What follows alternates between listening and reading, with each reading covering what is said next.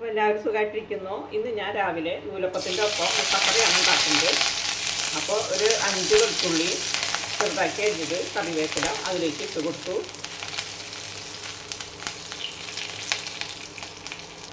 അപ്പം നമ്മൾ വെളുത്തുള്ളി ഇട്ട് വന്നു. ഇനി അതിലേക്ക് 3 സവാള അരിഞ്ഞത് അതിലേക്ക് ഇട്ട് കൊടുക്കാം.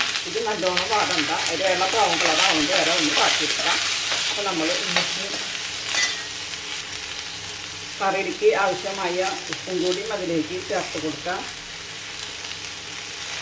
കുറച്ച് ഇട്ടാൽ മതി, നമുക്ക് വേണമെങ്കിൽ പിന്നിടാം. അപ്പോൾ നമ്മൾ ഇതൊന്ന് വഴറ്റി എടുക്കാം.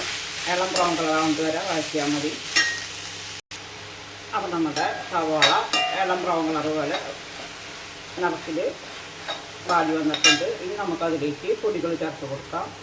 എരിവിനാവശ്യമായി മുളകും പൊടി 3/4 ടീസ്പൂൺ, ചെറിയ സ്പൂണിൻ്റെ 3/4 ടീസ്പൂൺ, 1 ടീസ്പൂൺ മല്ലിപ്പൊടി,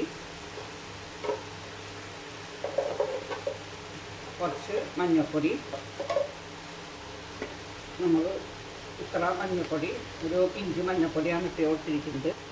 നമ്മളതിലേക്ക് ഒരു 1/4 ടീസ്പൂൺ ഗരം മസാലപ്പൊടി ഇട്ട് കൊടുത്തു. ഇതൊക്കെ ഒന്ന് മൂത്ത് വരട്ടെ.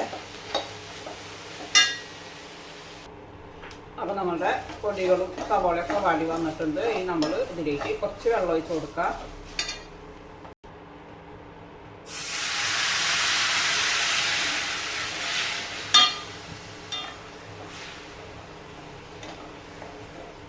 ഇതൊന്ന് തിളച്ച് കഴിഞ്ഞാൽ ചെറുള്ളിയിൽ ഒരു 10 മിനിറ്റ് നേരിട്ട് കറി റെഡിയാവും. നമുക്ക് കറി ഒന്ന് ഇളക്കി കൊടുക്കാം.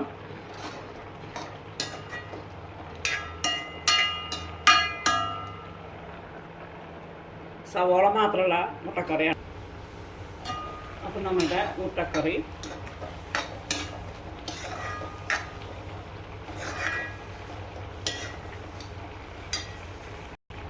ഇനി നമ്മളതിലേക്ക് മുട്ട പൊളിഞ്ഞത് അതിലേക്ക് ഇട്ട് കൊടുക്കുക, നടുവ് മുറിച്ചിട്ട്. അത് കഴിഞ്ഞിട്ട് ഒരു 2 മിനിറ്റ് നേരം കൂടി നമ്മൾ അത് അടച്ച് വെച്ച് വേവിക്കുക. എന്താണെന്ന് വെച്ച് കഴിഞ്ഞാൽ മുട്ടയറ്റി ഈ കറിയുടെ എരിവൊക്കെ ഒന്ന് പിടിക്കാൻ വേണ്ടിയിട്ടാണ്.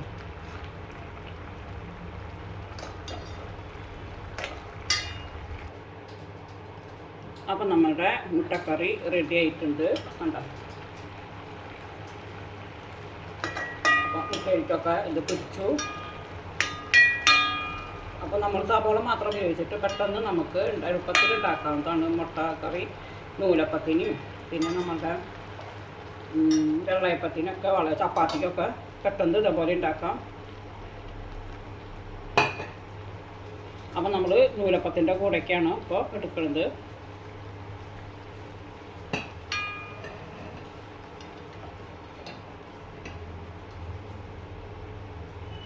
അപ്പോൾ ഈ വീഡിയോ ഇഷ്ടപ്പെട്ടാൽ ഒന്ന് ലൈക്ക് ചെയ്യണേ, ഷെയർ ചെയ്യണേ, സബ്സ്ക്രൈബ് ചെയ്യണേ.